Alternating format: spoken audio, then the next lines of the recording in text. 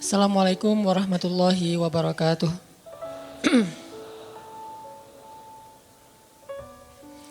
Alhamdulillahirabbil alamin. Alhamdulillahilladzi hadana li hadza wa ma kunna linahtadiya laula an hadanallah. Asyhadu an la ilaha illallah wahdahu la syarikalah wa asyhadu anna Muhammadan abduhu wa rasuluhu la nabiyya ba'dah. Allahumma shalli wa sallim wa barik ala sayyidina Muhammadin wa ala alihi wa sahbihi ajmain. Teman-teman yang dirahmati Allah Subhanahu wa taala, pertama-tama kita tidak henti-hentinya untuk bertahmid, bersyukur kepada Allah atas nikmat yang Allah berikan buat kita selama ini, yang sebagian besarnya kita nggak sadar kalau kita mendapatkan nikmat itu. Di antara nikmat yang sering kita nggak sadari itu adalah nikmat Allah menyelamatkan kita dari banyak kerugian. Kalau keuntungan kan kita tahu nih, karena wujud kan. Tapi kalau kerugian, kita seringnya nggak tahu karena tidak berwujud. Kalau berwujud, rugi. Kalau dihindarkan dari kerugian, pasti nggak akan ada wujudnya. Misalnya dihindarkan dari jatuh, berarti kan nggak ada lecetnya ya. Kalau lecet berarti jatuh. Kalau nggak lecet, berarti nggak jadi jatuh. Nah ini berarti kan tidak berwujud. Karena nggak berwujud, seringnya kita nggak sadar kalau itu nikmat dari Allah. Tapi kita harus belajar yakin itu sering terjadi dalam hidup kita. Baik itu lecet fisik ataupun lecet hati. Berat.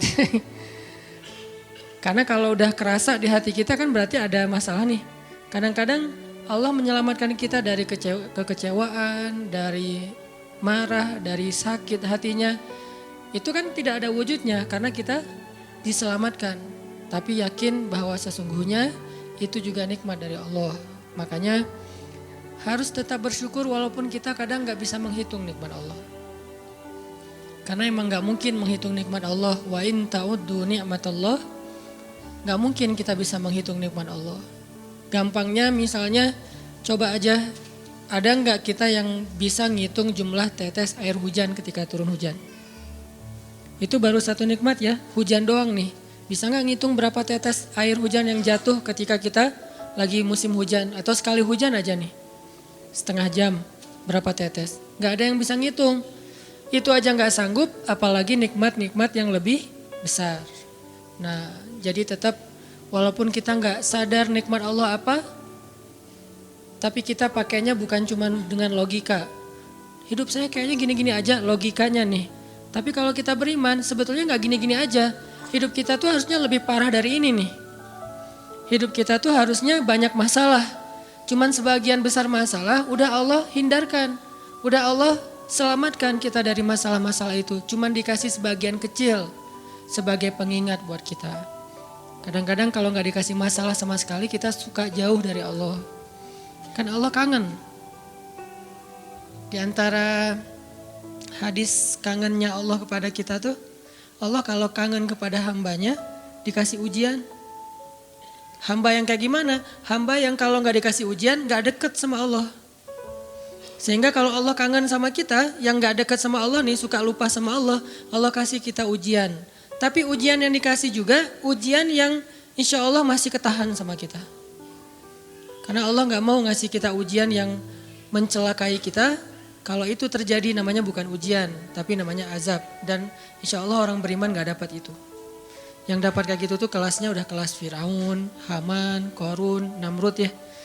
Abu Jahal, Abu Lahab itu kayak gitu tuh. Tapi kalau kelas orang muslim yang udah beriman cuman gak soleh-soleh amat, insya Allah yang dikasih bukan azab. Yang dikasih adalah ujian. Kenapa? Allah kangen dengerin curhat kita di sepertiga malam. Allah kangen ngeliatin kita menangis dan manja kepada Allah. Allah kangen kita bangun tengah malam atau sepertiga malam berdoa kepada Allah. Allah kangen kita berdiri dan sujud dengan waktu yang lama. Kadang-kadang sujudnya setengah jam, saking lagi berserah diri kepada Allah. Allah kangen, makanya dikasih ujian dikit. Tapi ujian yang dikasih ke kita tuh sedikit dibandingkan yang Allah hindarkan dari kita. Tapi mana buktinya dihindarkan? Kalau ada buktinya namanya nggak dihindarkan. Kalau sudah wujud namanya kena. Kalau nggak kena pasti nggak ada wujudnya. Terus gimana kita tahu? Kita mungkin nggak tahu, tapi kita bisa meyakininya, iman. Makanya yang dipakai bukan hanya logika, tapi juga iman. Karena Allah Subhanahu wa taala menyelamatkan kita siang dan malam. Kulla yaumin huwa fi sya'n. Itu ayatnya. Kulla yaumin huwa fi sya'n. Setiap hari Allah sibuk menyelamatkan kita. Salah satu tafsir dari kalimat fi sya'nin adalah Allah sibuk menyelamatkan kita. Setiap hari kulla yaum. Sibuk menyelamatkan fulan-fulan, sebanyak jumlah manusia, sebanyak itulah yang Allah selamatkan. Bukan cuma mukmin. Bahkan orang kafir juga kadang Allah selamatkan, cuman di dunia. Kalau di akhirat beda lagi ceritanya. Kalau di dunia, rahmat Allah semuanya dikasih. Baik kepada mukmin ataupun kepada yang tidak mukmin, dikasih rahmat Allah di dunia. Tapi di akhirat hanya berlaku bagi orang-orang yang beriman. Kenapa orang yang tidak beriman kok dikasih rahmat Allah di dunia? Karena di sisi Allah dunia itu kecil, gak terlalu berharga, makanya dikasih semuanya. Akhirat itu berharga, makanya dikasih buat yang Allah sayangi, yang Allah pilih doang, yaitu orang yang beriman. Jadi jangan sampai kita berpikir Allah tuh kayaknya gak fair, kok orang gak beriman dikasih rahmat di dunia? Karena dunia itu gak terlalu berharga di sisi Allah. Seandainya dunia itu ada harganya walaupun sebelah sayap nyamuk, gitu kan hadisnya, gak akan Allah kasih itu dunia kecuali kepada orang beriman. Tapi berhubung lebih ringan daripada sebelah sayap nyamuk, dikasih kepada semuanya. Ibaratnya kalau kita ngasih kayak ngasih lagi jalan gitu ya, naik angkot misalnya, naik angkot terus sama istri nih naik angkot berdua. Terus pas turun angkot, harga angkotnya tuh misalnya 3.000, udahlah kasih aja 5.000. Karena 2.000 yang kita kasih, nggak mungkin istri kita komplain. Kemarin aku minta nggak dikasih, nggak akan mungkin kan? Kenapa? Cuma 2.000. Tapi coba ngasih 100.000, beda tuh. Karena dia sesuatu yang ringan, maka tidak perlu komplain. 2.000 doang, saya juga dikasih lebih dari itu. Harusnya kita sadar bahwa dunia itu 2.000-an. Dunia itu cuma 2.000-an. Gak terlalu berharga lah. Walaupun tetap butuh. Gak berharga juga butuh. Sehingga ketika ada orang yang tidak beriman dikasih 2.000-an kayak gini, kita yang beriman jangan sirik. Mending saya gak beriman kalau kayak gitu. Ternyata gak beriman juga dapat tuh banyak. Gak banyak, cuma 2.000-an. Dan kita mah dikasih lebih banyak dari itu. Cuman yang dilihat 2.000-nya, bukan yang ratusan ribunya. Ini artinya teman-teman, yuk kita tetap belajar bersyukur kepada Allah. Walaupun kita gak sadar nikmat Allah itu apa. Kita gak bisa ngitung dengan logika kita. La tuhsuha, gak mungkin bisa dihitung dengan logika. Tapi kita masih punya logika iman. Yang kita yakin, kulla yaumin huwa fi sya'n. Setiap hari itu Allah ngasih nikmat buat kita. Setiap hari itu Allah menyelamatkan kita dari banyak masalah. Setiap hari. Bukan pernah tuh dulu gua nyelamatin lo. Enggak. Setiap hari diselamatin. Kita ada orang yang kadang-kadang nyelamatin kita dari satu musibah.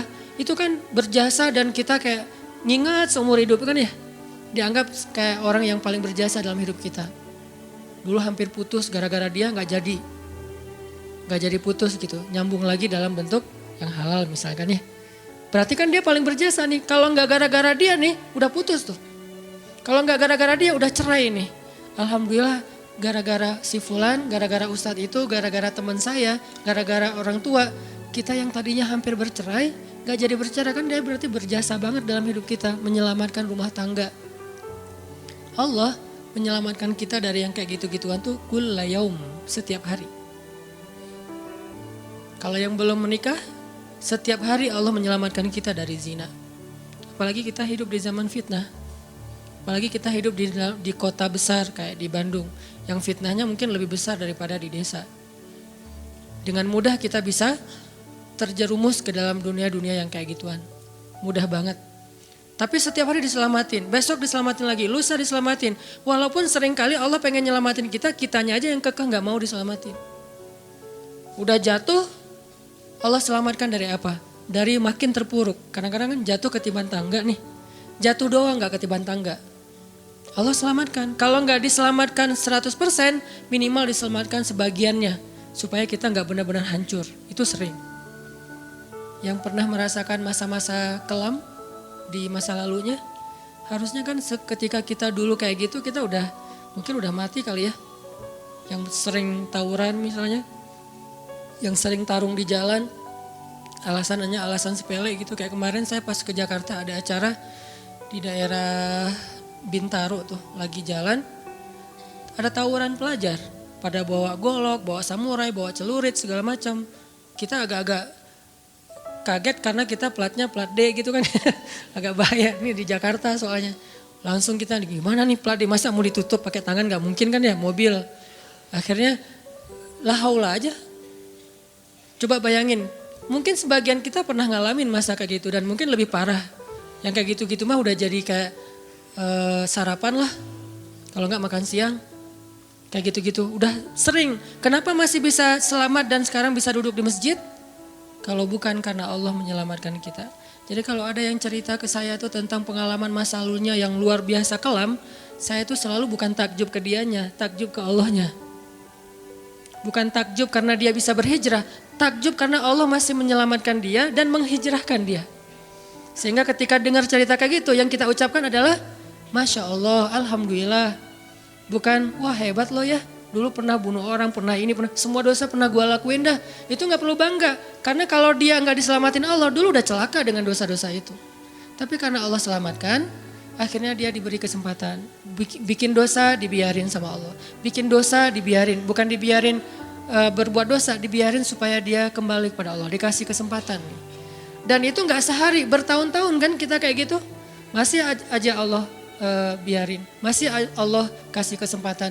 Ini artinya teman-teman, benar kulla yaumin huwa fi sya'an. Setiap hari itu Allah selalu jagain kita. Setiap hari itu Allah selalu nyelamatin kita dari banyak masalah. Kalau yang udah nikah, mungkin di hari-hari pertama atau tahun-tahun pertama nih pengalaman pernikahan ya. Ya gak apa-apa deh. Sedikit lah ya, saya emang gak terlalu berpengalaman. Ada yang lebih berpengalaman dari saya lah ya. Ada sedikit pengalaman. Biasanya orang yang baru nikah ujiannya itu 3 tahun pertama. Kalau dia bisa ngelewatin masa 3 tahun pertama, insya Allah agak lebih mudah ke depannya. 3 tahun pertama ini paling berat. Apalagi kalau dia nikahnya alhamdulillah gak pacaran. Kalau pacaran kan ujiannya udah sebelum nikah udah banyak ujian ya. Pas udah nikah ya udah selesai. Bukan udah selesai ujiannya, udah gak ada yang perlu udah hambar aja. Udah plain ya. Pernah gitu Ustaz? Enggak sih. Untung ya, untung. Alhamdulillah gak pakai pacaran. Soalnya yang pacaran diputusin melulu. Jadi yang udah pacaran lama, pas udah nikah, kita mau ngapain lagi ya? Kayaknya udah semua ya. Oh iya, udah semua. Bulan madu dari dulu juga udah sering. Kan udah agak-agak plain gitu kan. Tapi kalau yang belum nikah, belum pacaran, nikah nih. Jadi kayak benar-benar baru pacaran, cuman ada konsekuensi lain yang mungkin ini jadi kayak semacam ujian lah biar sabar. Masa-masa adaptasi, masa-masa saling mulai mengerti, oh ternyata kamu tuh kayak gini dan segala macam. Apalagi kalau baru nikah langsung LDRan kan berat banget tuh. Nikah LDRan, pacaran LDRan aja berat. Benar gak sih? Gak ngaku. Pacaran LDRan aja berat, apalagi nikah LDRan. Kenapa? Pacaran itu kan masih banyak pantangan. Nikah kan udah masih banyak ibadahnya. Tapi gak boleh ibadah, coba gimana? Gak sengsara tuh, merana kan? Harusnya boleh tapi gak boleh. Yang tadinya gak boleh aja sengsara apalagi udah boleh. Nah ini artinya setiap hari dalam tahun-tahun pertama pernikahan kita bisa aja mengatakan, udah deh saya talak kamu. Apalagi laki-laki. Kalau nggak sabar dikit keluar kata-kata talak. Kalau udah keluar nggak bisa ditarik lagi tuh. Karena kalimat itu walaupun guyon tetap kena kan. Guyon aja kena apalagi serius. Enggak usah, saya waktu itu lagi dikuasai amarah. Emang ada yang cerai dalam keadaan nyaman. Kita talak yuk gitu. Nggak ada kan. Yang namanya cerai pasti marah tuh. Jadi nggak ada istilah gara-gara marah terus talaknya nggak berlaku, nggak. Maksud marah yang nggak berlaku talak itu kalau sampai hilang akal. Tapi rata-rata kita masih berakal sih walaupun marah juga. Karena ada orang yang marah tuh kemudian dia jadi kayak orang yang gila gitu gara-gara marahnya itu hilang akal. Tapi kalau masih berakal, masih mukallaf, masih bisa berpikir, ya namanya cerai nggak ada yang nggak marah. Yang namanya cerai pasti marah. Say, apa? Aku talak kamu. Nggak ada, udah talak manggilnya say. Udah gitu pakai emoticon yang love gitu. Tapi talak kan agak-agak klise ya. Nggak ada, pasti emoticonnya tuh berderai-derai atau hatinya terbelah kan gitu kan ya. Lagi rame soalnya tuh yang kayak gitu-gitu. Cie. Ini artinya bahwa yang namanya talak gak ada nyamannya. Pasti lagi marah dan tetap berlaku teman-teman. Kalau gak Allah membimbing lisan kita, mungkin hari kedua udah talak tuh. Kalau Allah gak membimbing hati kita, mungkin bulan pertama udah talak. Berarti kulla yaumin huwa fi sya'an. Sebetulnya kalau dengan logika iman, harusnya kita yakin setiap hari itu Allah pasti nyelamatin kita setiap hari. Cuman karena udah diselamatin jadi gak ketahuan. Kalau gak diselamatin ketahuan. Tadi mau jatuh di jalan nih naik motor nih. Mau keserempet harusnya jatuh. Tapi gak jadi keserempet. Atau keserempet dikit gak jatuh. Kan kita suka lupa kalau kayak gitu kan ya. Kalau udah jatuh baru ingat. Kan saya tadi udah baca bismillah kenapa masih jatuh gitu kan. Tapi kalau nggak jatuh, kita lupa bahwa ternyata perjalanan kita itu dilindungi oleh Allah sehingga kalau udah sampai bilang alhamdulillah. Jadi banyak yang kita nggak bisa ngitung karena memang tidak terjadi. Kenapa nggak terjadi? Allah yang menyelamatkan kita. Kulla yaumin huwa fi sya'an. Sehingga tetap walaupun mungkin kita nggak ngerasain, bilang aja alhamdulillah setiap hari aja gitu. Karena nggak ada ruginya juga kita ngomongin alhamdulillah. Satu-satunya kata atau nama yang nggak rugi disebut cuma nama Allah. Dan satu-satunya nama yang rugi kalau disebut nama mantan. Itu gak enak banget nyebutnya. Kadang-kadang lagi ngobrol sama temen atau lagi kenalan di dalam kampus nih ya. Atau kelas anak baru ceritanya. Kan kenalan nih. Dipanggil nama sama guru satu-satu. Pas ada satu nama misalnya namanya siapa gitu kan ya. Kita sendiri yang pas nama itu disebut langsung meriang. Lah kamu kenapa? Itu nama mantan saya bu. Kan suka gitu ya. Sampai ada nama jalan bisa buat dia kegeeran sendiri. Saya pernah di Masjidil Haram ada salah satu nama gate. Nama gate tuh, bukan gate Masjidil Haram ya. Kalau gate Masjidil Haram semuanya nama cowok. Kan gak mungkin saya punya mantan cowok kan. Salah satu gate di hotel lah. Itu namanya tuh nama, pokoknya gak usah disebut, ketahuan ntar. Di stalking lagi ya. Ada salah satu gate di hotel besar kayak Zam-Zam Tower gitu. Gate-nya tuh namanya nama seseorang. Pas ngeliat tuh, gitu doang. Coba bayangin, nama aja bisa bikin kita calangap. Nama, coba. Jadi satu-satunya nama yang kalau disebut itu bikin kita nggak nyaman, itu nama muatan. Dan satu-satunya nama yang kalau disebut bikin kita dapat kebaikan cuma nama Allah Subhanahu wa taala. Setelah itu baru nama Muhammad sallallahu alaihi wasallam. Makanya gak ada ruginya lah bilang bismillah, innalillah, astagfirullah, masya Allah, subhanallah dan segala macam yang ada kata Allahnya. Sehingga Nabi bilang segala sesuatu yang di dalamnya ada nama Allah maka diberkahi. Dan segala sesuatu yang di dalamnya tidak ada nama Allah maka tercabutlah kebaikannya. Jadi gak ada rugi. Sehingga sampai nama orang aja yang paling baik itu adalah Abdullah sama Abdurrahman. Walaupun manggilnya Dul, El. Tapi tetap namanya bagus nih. Abdullah, Abdurrahman. Kepanjangan prolognya. Tapi ada hubungannya. Allah itu kalau kangen sama kita, Allah kasih kita ujian.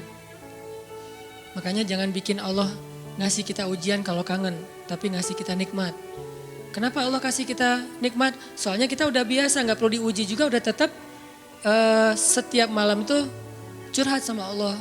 Bukan pas lagi banyak masalah doang baru curhat. Kalau pas banyak masalah doang baru curhat, berarti pas kita lagi normal, kita lama tuh gak ketemu Allah. Gak pernah miss call Allah, gak pernah japri Allah, gak pernah curhat ke Allah, gak pernah DM. Kan Allah kangen nih, kemana ya dia kok gak pernah DM saya? Kok gak pernah miss call saya? Kok gak pernah japri ke saya? Padahal online-nya sering loh. Tapi kok gak pernah ke saya, nih online-nya masih apa nih? Kan Allah suka gitu sama hambanya, walaupun dengan analogi sosmed ya. Tapi Allah tuh perhatian banget sama kita, Allah nungguin kita datang. Setelah sekian lama kita cuek sama Allah, tiba-tiba kita baru niat mau datang. Duh, Udah lama juga ya saya belum japri ke Allah. Baru gitu doang, belum diketik nih, belum typing. Baru niat doang nih, Allah udah bahagia coba. Allah kok baik banget ya sama kita ya. Seolah-olah Allah butuh kita, padahal gak sama sekali loh. Ghaniyun anil alamin. Allah tuh gak butuh kepada siapapun di antara hambanya, gak butuh sama sekali. Tapi kayak seolah-olah Allah tuh yang butuh banget sama kita. Saking baiknya Allah.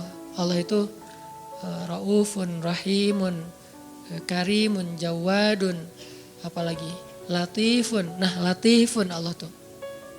Sangat pengen dekat sama hambanya, itu Allah. Udah lama pergi nih.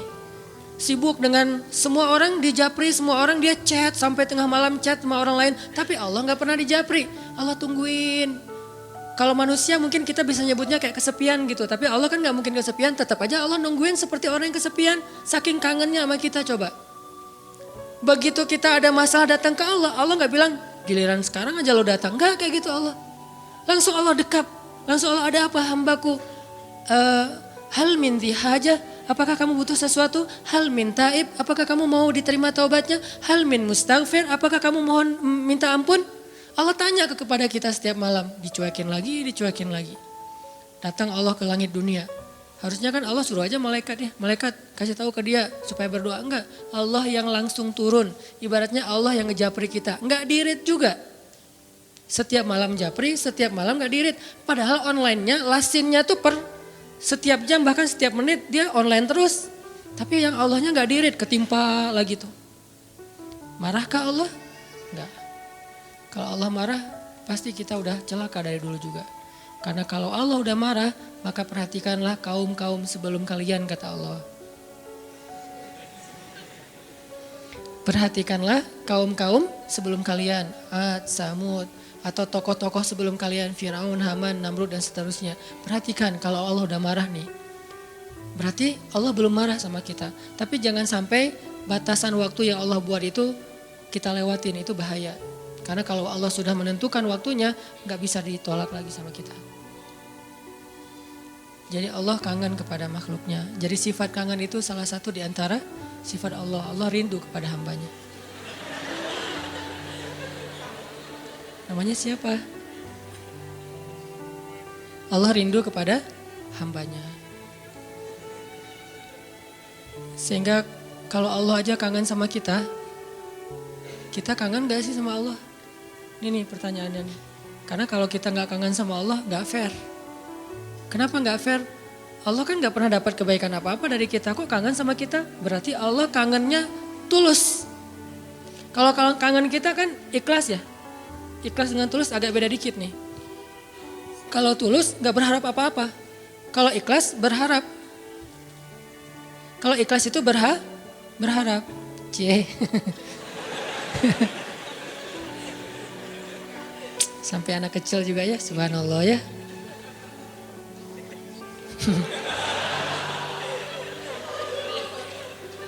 Otomatis ada cewek soalnya. Cewek kecil.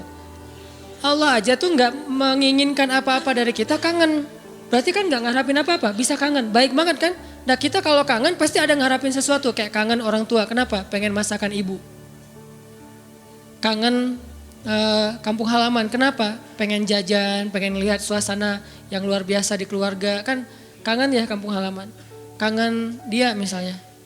Pengen disiapin segelas apa misalnya.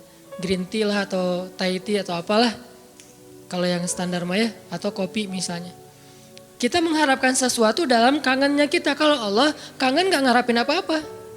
Karena Allah gak butuh kita. Kok kangen? Berarti Allah maha baik. Kangen mengharapkan sesuatu aja baik. Apalagi kangen tanpa mengharapkan apa-apa.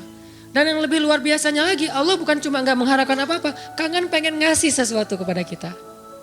Kangen pengen ngasih sesuatu untuk kita. Itu kangennya Allah. Mirip dengan kangennya ibu. Walaupun gak sama, pasti Allah lebih. Kangennya ibu tuh pengen masakin buat kita loh. Kangennya kita ke ibu pengen masakan ibu. Beda kan? Jadi jangan merasa lebih baik daripada ibu kita ya. Karena realitasnya, jujurnya mah kita kalau kangen ibu karena pengen dimasakin. Ibu kalau kangen kita karena pengen masakin. Jarang ada ibu kangen karena pengen masakan dari kita. Kan kita gak bisa masak kecuali chef lah ya. chef juga tetap makannya makanan ibu. Walaupun mungkin dia jago dalam masak, tapi ada sentuhan mukjizat dari seorang ibu yang memang gak bisa dipakai bumbu. Itu lebih ke perasaan, ketulusan cinta. Beda pasti itu.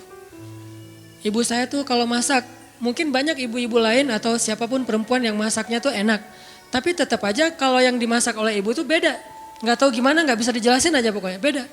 Gitu juga yang dimasakin oleh istri.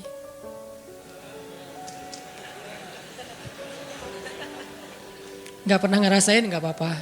Sabar ya. Ibu aja dulu lah puas-puasin ya. Karena ibu tetap aja seseorang yang luar biasa. Allah tuh kayak gitu, analogi cinta Allah kepada kita. Walaupun gak sama persis tapi minimal ada analoginya. Kayak ibu kepada anak. Allah tuh kangen sama kita bukan karena pengen sesuatu dari kita. Tapi karena pengen ngasih sesuatu untuk kita. Kok bisa gitu? Ibu aja bisa apalagi Allah. Padahal ibu kan manusia yang punya banyak kekurangan. Kadang dia capek, kadang dia juga lelah, kadang dia butuh harta dan segala macam. Namanya ibu kadang-kadang butuh, kayak saya lagi di Mesir tuh nelpon ibu saya, "Mak, butuh apa? Ini di rumah kalau bulan Ramadan kan bentar lagi bulan puasa, orang Aceh nyebutnya bulan puasa. Bentar lagi kan bulan puasa, di rumah gak ada es, masa harus beli terus ke tetangga, gak enak. Menjelang berbuka pas lagi ngabuburit datang ke rumah tetangga, bisa gak beli kulkas? Boleh mak, boleh gitu. Gak pernah saya ngerasa, mak gak kangen sama saya, kangennya kulkas. Enggak kan? Walaupun ibu kita manusia, tetap aja kangennya lebih tulus daripada kangen kita. Kenapa ibu pengen beli kulkas? Bukan buat dirinya, buat adik-adik. Karena adik-adik itu kalau buka puasa pasti wajib mereka mah minumnya yang dingin misalnya. Nah ibu gak suka minum dingin. Ibu sama ayah gak suka minum dingin. Ayah saya pasti buka puasanya kalau gak rokok ya kopi. Sebelum buka puasa tuh satu bungkus tuh udah di depan rokok sama kopi. Udah itu aja tuh, gak ada ribet-ribetnya. Mungkin gak bisa ninggalin ya karena dari udah sekian lama katanya sih rokok sebelum sekolah dulu teh. Jadi belum sekolah ngerokok dulu baru sekolah. Orang dulu lah ya. Sampai saya dulu pernah waktu kecil tuh diajarin ngerokok sama ayah saya. Untungnya saya sesak nafas, akhirnya gak bisa nerusin. Warisan dari ayah saya. Kan dulu mah suka nonton Dunia Dalam Berita gitu kan, masih TV hitam putih dunia. Ketahuan usianya. Dunia Dalam Berita, pasti banyak yang gak tahu Dunia Dalam Berita itu apa. Anak zaman now lah. Dulu tuh ayah saya ngerokok sambil nonton Dunia Dalam Berita. Terus tahun sekali G30 SPKI kan, nonton. Saya di sebelahnya. Ya, coba dong. Wes. Jadi kita kompak tuh berdua tuh. Wes. Satu batang berdua, sisanya satu bungkus sendiri dia. Jadi bukan karena pengen minum air dingin ayah dan ibu saya beli kulkas, justru buat adik-adik. Berarti tetap aja tulus. Terus, "Mak butuh apa?" Nih adik-adik belum sekolah. "Mak butuh apa?" Gak pernah minta untuk dirinya sendiri.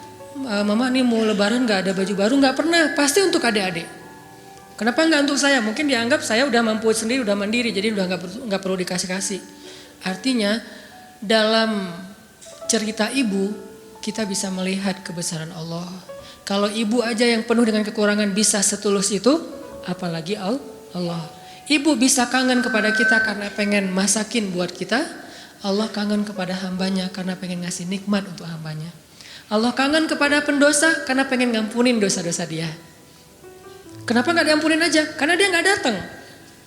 Kenapa gak dimasakin aja? Ngapain dimasakin, orangnya gak ada. Kan gitu kan? Katanya ibu kangen, tapi kok gak masak masakan kesukaanku? Lah kamu masih di Bandung, ibunya di Jawa. Ya gimana yang masakin, siapa yang makan basi? Nah ibu gak makan spesial itu, sehari-hari paling makan nasi putih, garam sama telur ceplok. Kalau enggak juga cuma cabai. Saya waktu kecil makanan favorit saya tuh nasi putih, garam, cabai. Itu aja dimakan, enak banget tuh. Sesekali makan telur, didadar, diceplok, itu juga tunggu dari kandang ayam. Karena kita nggak beli telur, tapi ibu tuh nernak ayam di belakang. Setiap pagi saya periksa, pinggir loh, ngeliat telur loh gitu. Si ayam-ayamnya dipinggirin. Oh nggak ada, kurang produktif. Hari berikutnya dicek, 3 hari sekali ada telurnya. Kan telur kalau baru dari kandang tuh kan hangat banget tuh. Saya ngerasain ternyata beda ya rasa telur dulu sama sekarang. Memang beda, dulu tuh gak pakai pecin juga udah enak. Kenapa sekarang jadi generasi micin? Karena telurnya udah gak berkualitas. Pembahasannya gak penting. Jadi masakan makanan ibu mah cuma gitu. Terus kenapa ibu? Misalnya di Aceh itu ada namanya masakan kari lah ya, kari kambing, kari ayam. Kenapa emak kalau katanya kangen sama aku kok nggak masakin kari ayam? Lah kan kamu di Mesir, ngapain dimasakin? Yang makan siapa? Gitu juga Allah, katanya Allah pengen ngampunin dosa aku kok nggak diampunin? Lah kamu nggak pernah taubat, nggak pernah datang, nggak pernah sujud, nggak pernah minta ampun, gimana mau diampunin? Kayak dikasih ampunan nggak ada yang ngambil gitu. Bukan Allah nggak mau ngampunin kita nggak mau ngambil, kita nggak mau makan, kita nggak mau datang gitu. Padahal Allah sediain. Begitu kita mendekat sedikit aja langsung Allah masakin tuh ampunan. Langsung menunya yang paling enak. Kalau analogi ibu tadi masak. Langsung disediain untuk kita. Disediakan dengan sangat istimewa buat kita ampunan Allah. Apa istimewanya? Lengkap. Lengkap gimana? Dosanya, semua dosa diampuni. Semua dosa tuh ada tuh. Dosa A, B, C. Ampuni semuanya. Taubat diterima dengan seolah-olah kita tuh udah orang paling suci. Kan orang yang paling suci itu orang yang baru bertaubat kan? Orang yang paling suci itu orang yang bukan banyak amal soleh. Itu orang yang paling banyak pahalanya. Tapi orang yang paling suci justru yang pertama bertobat itu paling suci. Setelah itu mungkin udah mulai agak mix lagi nih. Udah ada dosa, ada pahala. Tapi baru-baru taubat itu saat yang paling suci setelah kita dilahirkan oleh ibu kita. Kita udah jauh dosanya udah kayaknya kalau di dosa itu jadi titik-titik di hati kita. Bukan hati kita doang yang hitam, seluruh tubuh kita udah hitam. Karena udah nggak ada tempat lagi di hati saking banyaknya dosa. Kalau seandainya dosa itu satu titik pulpen, terus setiap kita buat dosa tuh jadi tinta sekecil ujung pulpen itu di hati kita, kayaknya bukan hati kita doang yang udah hitam, seluruh tubuh kita juga udah hitam. Bukan cuma tubuh kita, sampai area di sekeliling kita tuh udah hitam saking banyaknya dosa. Soalnya di hati udah nggak ada tempat kosong untuk nitik-nitik kayak gitu. Akhirnya taruh di tangan, jadi tato semuanya terus di lantai. Saking banyaknya dosa kita. Begitu kita datang kepada Allah, belum beramal soleh, baru mau datang. Astagfirullahaladzim, langsung Allah sediakan menu istighfar, taubat dengan menu yang sangat istimewa. Jadi Allah tuh kangen kepada pendosa karena pengen ngampunin dosanya. Kangen kepada orang yang banyak masalah karena pengen ngasih solusi dalam masalahnya. Kangen kepada orang yang udah berbuat amal soleh karena pengen mengangkat derajatnya. Jadi kangennya Allah itu untuk kita. Kangennya kita untuk diri sendiri. Walaupun boleh-boleh aja kangen untuk diri sendiri. Sama kayak kita boleh kangen sama ibu. Ibu kita gak akan balikin, kamu mah cuma kangen masakan mama, gak kangen sama mama. Gak ngomong gitu kan ibu kita mah. Ya udah pulang atuh nak gitu. Ya udah cepat pulang biar mama masakin. Mau masakin apa nih? Saya sering kalau dulu kan di pesantren pulangnya seminggu sekali. Karena pesantrennya dekat rumah sih, satu kota gitu. Setiap hari Sabtu pulang, hari Minggu sore udah balik ke pesantren. Itu setiap hari Sabtu ibu tuh pasti masakannya spesial tuh. Bang, pulang jam berapa? Jam 4 sore mah. Ya udah nanti mama masakin jam 3 biar hangat pas abang datang. Kadang-kadang macet atau naik angkotnya penuh karena sore itu angkot selalu penuh. Datangnya jam 7, diangetin lagi sama mama. Kenapa tadi enggak jam 4 udah mama masakin? Disiapin sama ibu. Enggak pernah ibu bilang, kamu mau pulang cuma untuk masakan bukan untuk ibu. Enggak pernah ngomong kayak gitu. Gitu juga Allah enggak pernah ngomong kamu mau datang karena udah banyak dosa, bukan untuk saya kan? Enggak gitu. Memang kita datang kepada Allah pengen diampuni dosa. Memang kita datang kepada Allah karena butuh. Dan butuhnya kita kepada Allah bentuk dari yakinnya kita. Gak boleh kita bilang saya gak butuh Allah. Saya mah memang datang karena cinta. Gak gitu. Itu mah terlalu naif menurut saya. Saya gak butuh surga. Saya gak takut neraka. Naif banget sih. Gak takut neraka. Gak butuh surga. Seolah-olah harta yang berharga di sisi Allah itu gak butuh gitu. Sombong banget kita kalau bilang gak butuh surga. Sombong banget kita kalau bilang gak takut neraka. Malaikat Jibril aja takut neraka. Pernah malaikat Jibril nangis luar biasa. Kayak orang habis diputusin nangisnya teh. Nangis banget tuh, didatengin sama Nabi Muhammad, Jibril, kunaon gitu. Kenapa gitu, Jibril kok nangisnya kayak gitu-gitu amat. Ini ya Rasul, saya teringat tentang neraka. Dan setiap kali teringat tentang neraka, sejak Allah ciptakan neraka itu, saya gak bisa berhenti nangis, coba. Malaikat aja yang lebih keren dari kita, dzu quwwatin. Ya, malaikat itu kan paling kuat tuh, Jibril. Yang bilang malaikat Jibril kuat, Allah bukan kita. Berarti kuat banget nih, tapi takut neraka. Dan kita bilang gak takut neraka, sombong namanya. Harus takut neraka, harus pengen surga. Dan tetap cinta kepada Allah. Dan itu gak bertabrakan tuh. Cinta, takut, berharap, itu semuanya bagian dari kebaikan. teman-teman yang dirahmati Allah Subhanahu wa taala. Tadi kita sampai kepada pembahasan analogi gimana rindunya Allah, kangennya Allah kepada hambanya. Itu analogi yang mungkin agak mendekati, walaupun gak pernah ada yang sama dengan Allah pastinya. Adalah kangennya ibu kepada anaknya. Jadi kalau kangennya ibu kepada kita itu pengen masakin. Kalau kangen kita kepada ibu pengen dimasakin. Itu bedanya tuh. Jadi jangan berpikir ketika Allah kangen sama kita, Allah butuh kita, enggak. Justru Allah kangen sama kita karena pengen ngasih ke kita kebaikan-kebaikan. Allah kangen kepada pendosa bukan kangen karena dia orang soleh, enggak. Karena Allah sayang sama dia. Bukan karena, kok pendosa dikangenin? Bukan, itu mah kita yang hitung-hitungan. Makanya jangan menganalogikan Allah kayak kita. Seperti kita bilang, kan suka ada yang ngomong gini, ke Allah mah gak usah banyak minta, gak enak, mending beribadah aja.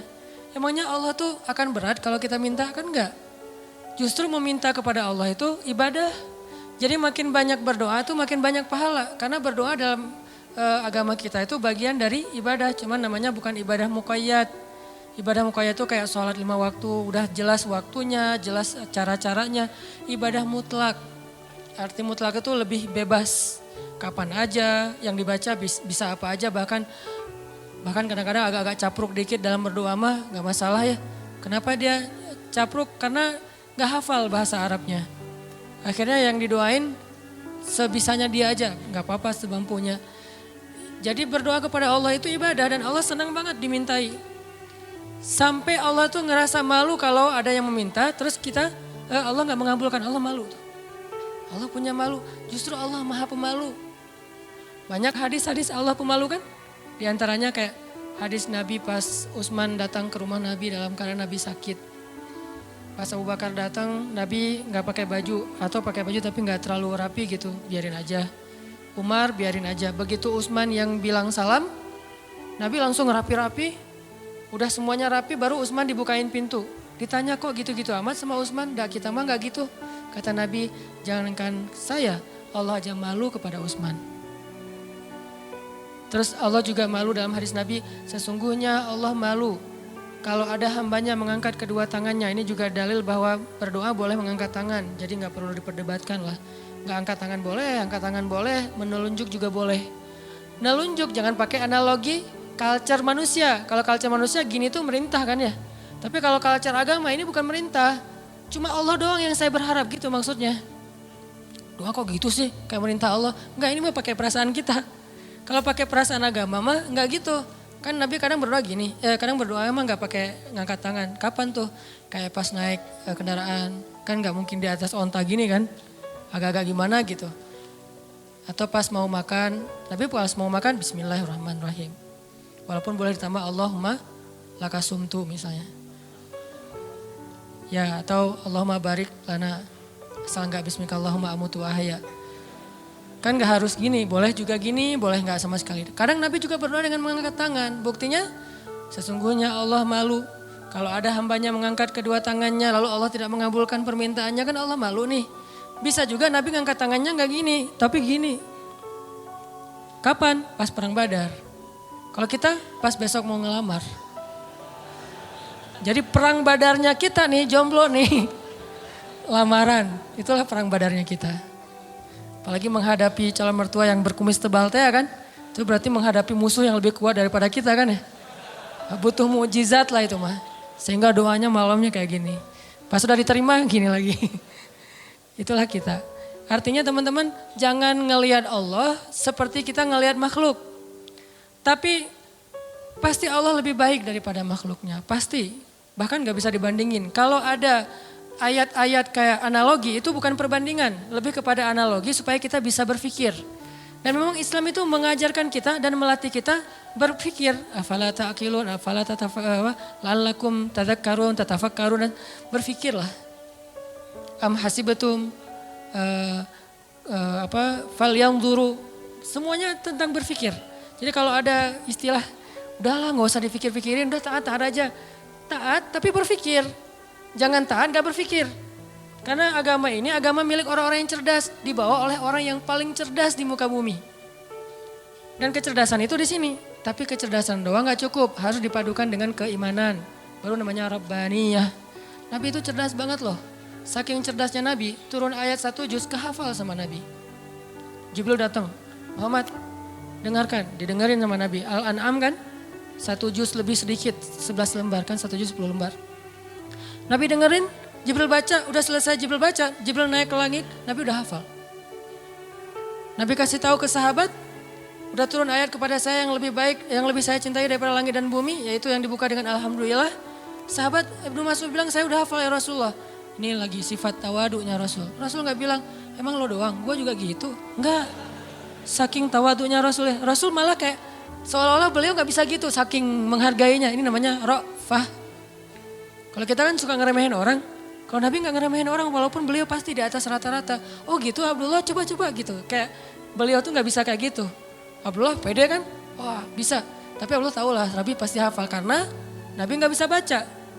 Kalau Abdullah mengulang hafalan itu dari Nabi mendengar, gimana kalau Nabi gak hafal? Kan Nabi membacakan dulu di antara para sahabat.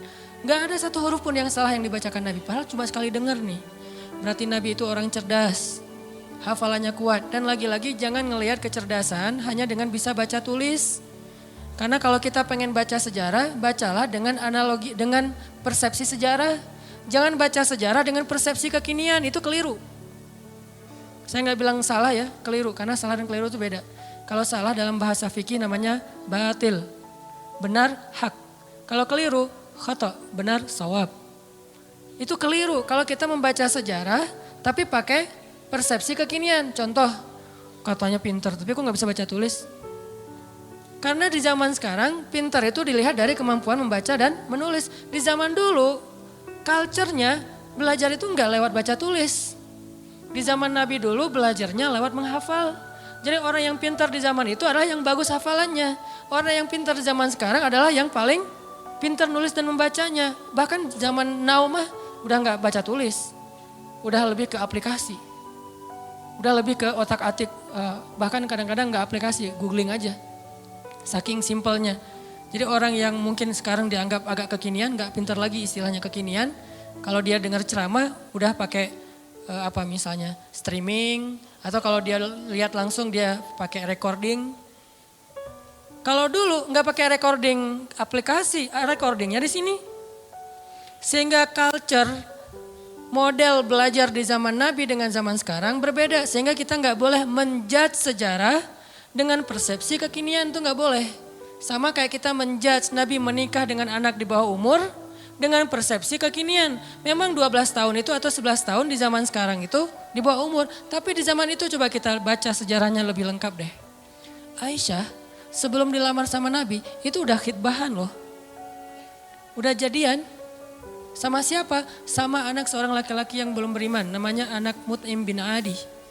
Mut'im bin Adi ini salah satu orang kafir tapi pelindung Nabi kayak Abu Talib. Setelah Abu Talib wafat yang gantiin Abu Talib itu Mut'im namanya. Mut'im bin Adi. Aisyah itu udah ditunangkan sama anaknya Mut'im. Nabi nggak tahu. Nabi dapat mimpi kan, yang dapat kain sutra dari surga gitu. Nabi datang kepada Abu Bakar bilang, ya Abu Bakar, saya bermimpi melamar Aisyah anakmu. Bagaimana pendapatmu? Abu Bakar diam-diam pergi ke Mut'im. Karena Abu Bakar sendiri kalau dilamar Nabi siapa yang bisa nolak kan ya? Nabi yang ngelamar kan. Jangankan untuk Nabi, untuk siapa dulu teh? Julaibib aja diterima kan ya? Apalagi sekarang untuk Nabi nih. Akhirnya diam-diam Abu Bakar datang ke Mut'im. Angkat dong teleponnya. Karena gak diangkat-angkat dari tadi teh. Pas diangkat, udah apa Abu Bakar?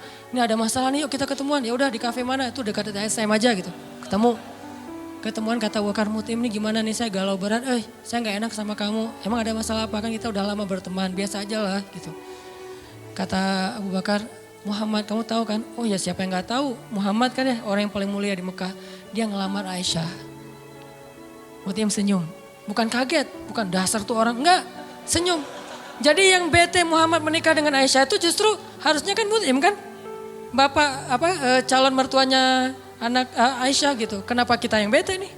Orang kita gak ada hubungan apa-apa dengan Aisyah. Akhirnya Mut'im senyum. Terus Mut'im bilang, kata Abu Bakar, terus gimana menurut kamu ya Mut'im? Kata Mut'im, ya Aba Bakr, kalau gitu kita batalkan pertunangan anak kita. Sesungguhnya Muhammad lebih layak untuk Aisyah daripada anak saya. Jadi secara culture, Aisyah itu emang udah waktunya menikah di waktu itu.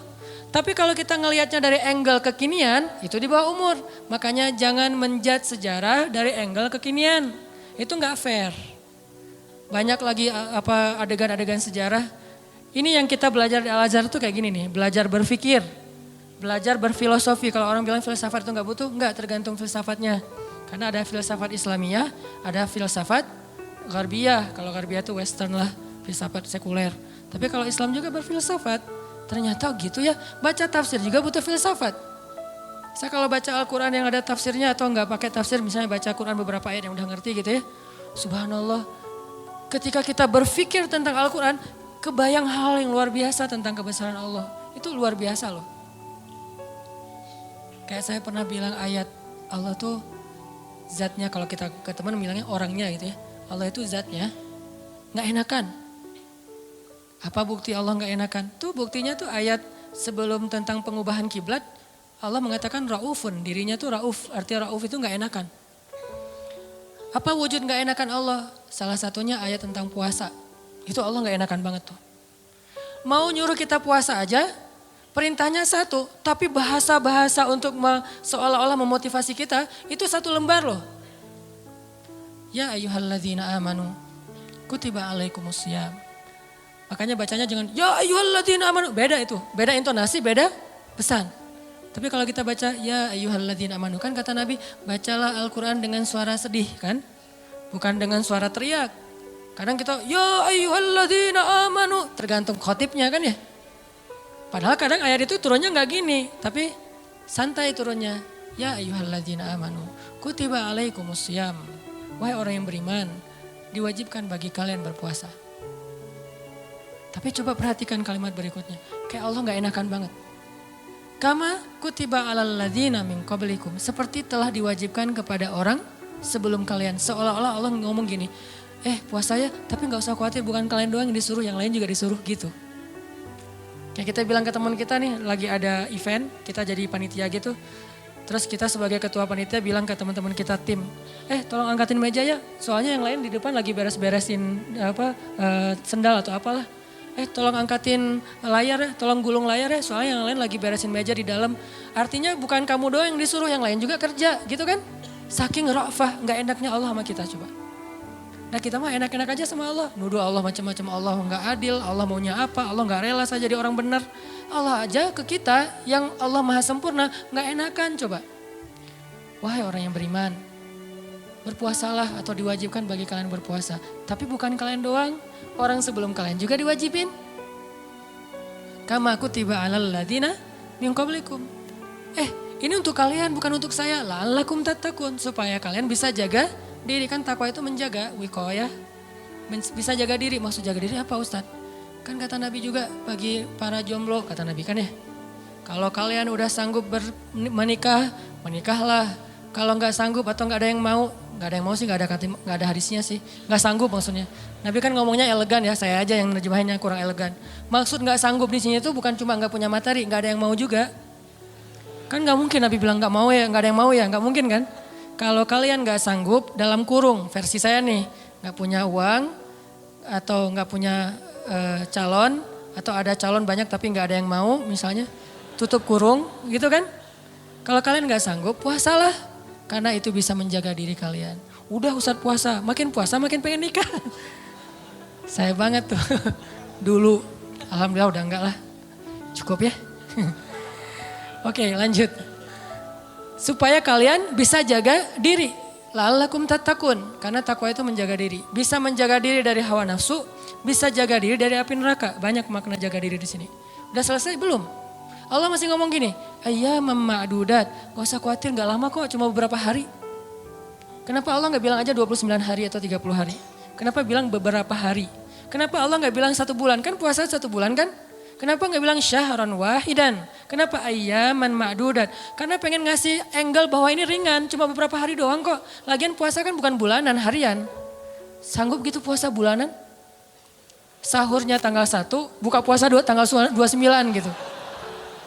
Gak sanggup, makanya Allah bilang ayam, beberapa hari. Ini yang saya belajar di Al-Azhar. Jadi saya merasa bersyukur, bukan ngelebih-lebihin ya. Pasti kampus-kampus yang lain juga keren-keren. Cuma karena saya gak ngerasain, saya taunya Al-Azhar. Di Al-Azhar itu kita belajar detail banget. Kenapa saya bilang ada S2, S3 cuma satu huruf Al-Quran jadi dapat tesis, disertasi. Karena yang dipelajari itu detail. Ngapain gitu-gitu amat sih, udah tahan aja. Enggak, kalau yang mau taat aja gak usah berpikir. Tapi berpikir supaya kita bisa menjadikan agama ini sebagai rahmat, sebagai solusi buat kehidupan kita. Ini bedanya belajar Al-Azhar dengan di beberapa tempat ya. Kalau di beberapa tempat belajar fikih itu lebih kepada produknya. Produk fikih, halal, haram, boleh nggak boleh, itu kan produk fikih kan. Kalau di Al-Azhar bukan belajar produk, belajar cara memproduksi. Mesinnya dipelajari. Sehingga ketika ada masalah baru, mesin ini tinggal diulik dikit, produksi yang lagi yang baru. Kayak tadi misalnya bikin apa gitu, ternyata udah berubah zamannya, udah seleranya udah nggak kayak gitu lagi, akhirnya digantilah, bikin lagi yang baru. Tetap mesinnya sama, cuman dia bisa beradaptasi dengan kebutuhan pasar. Itu bedanya di Al-Azhar. Kita belajar mesin fikih. Bagaimana memproduksi fatwa kalau di bidang fikih. Kalau di tafsir, bagaimana mengambil ayat terus jadi kesimpulan berfikir. Jadi berfikir dengan Al-Quran, bukan berfikir dengan menurut saya, enggak. Pola fikir kita tuh dibangun di Al-Azhar. Sehingga pas kita dengerin dosen ngomong, benar-benar itu calangapan benar tuh.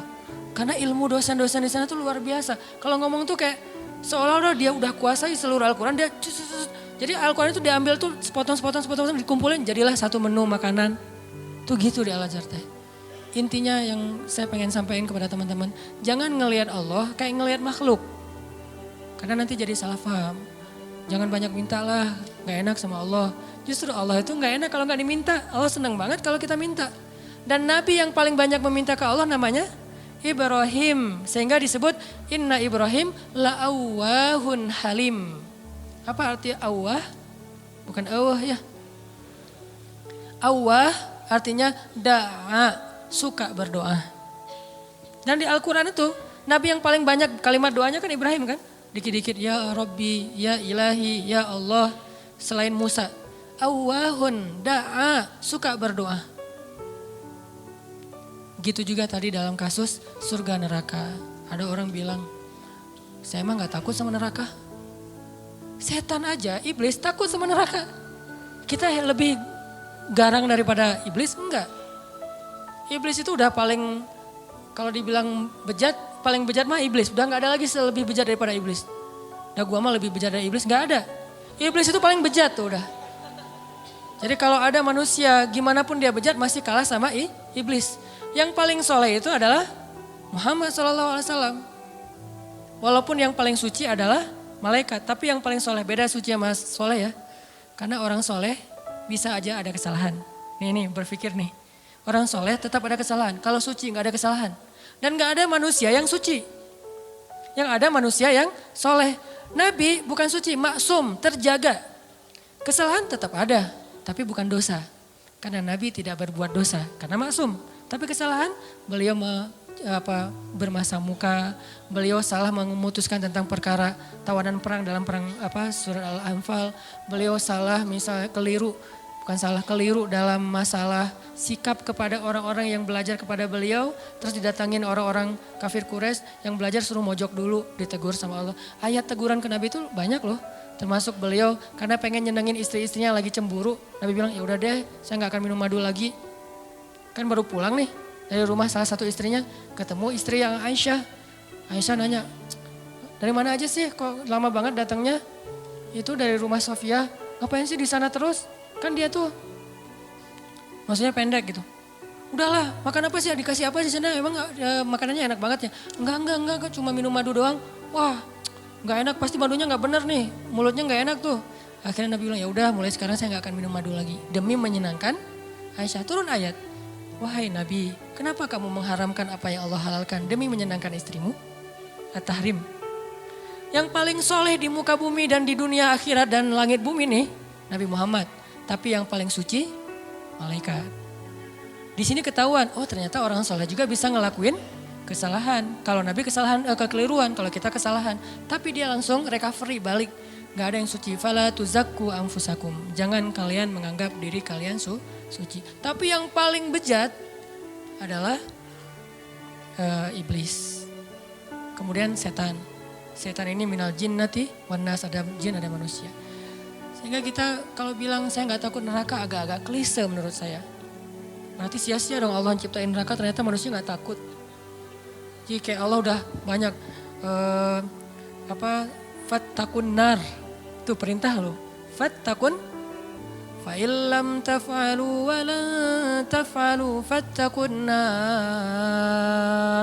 Apa arti kata fattakun nar? Takutlah kalian kepada neraka. Nar bahasa Arab. Naruka nerakamu. Jadi bahasa Indonesia neraka. Bahasa Arab yang diserap menjadi bahasa Indonesia. Fattakun nar. Fattakun nar allati u'iddat lil kafirin. Yang disiapkan untuk orang yang kufur. Jadi kalau nggak takut neraka, Allah udah nakut-nakutin di Al-Quran. Seolah-olah kita bilang, nggak takut gitu kan ya. Gimana tuh sama Allah? Kan agak-agak aneh nih. Nggak takut.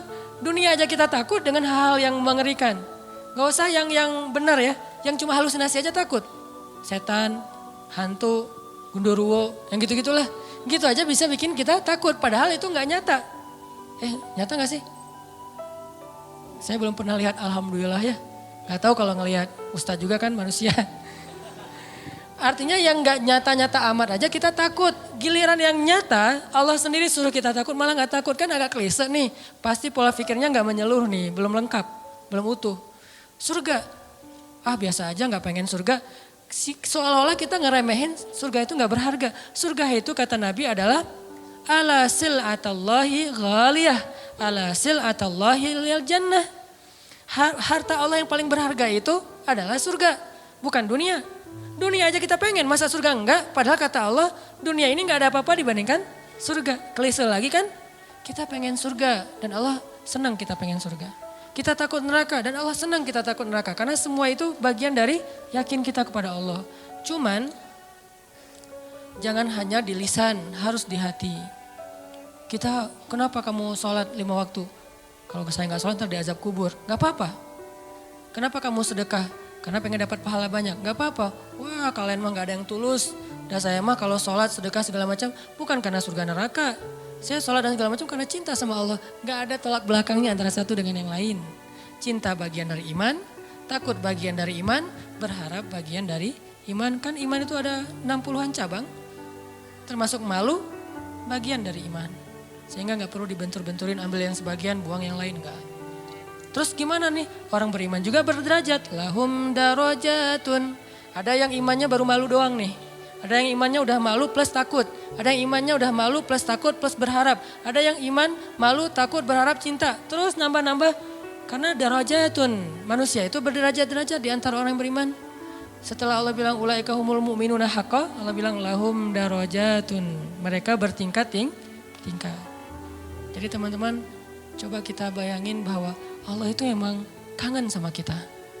Allah tersenyum kepada hambanya. Dulu ada beberapa orang yang mungkin karena salah paham maksud saya, pernah dalam tanda petik tahzir lah ya. Dulu saya pernah mengalami masa-masa tahzir tapi dicuekin. Katanya Allah senyum. Apa Anda waras? Allah kok senyum? Ada banyak hadis Allah tersenyum. Salah satu hadis Allah tersenyum itu hadis tentang doa safar kan?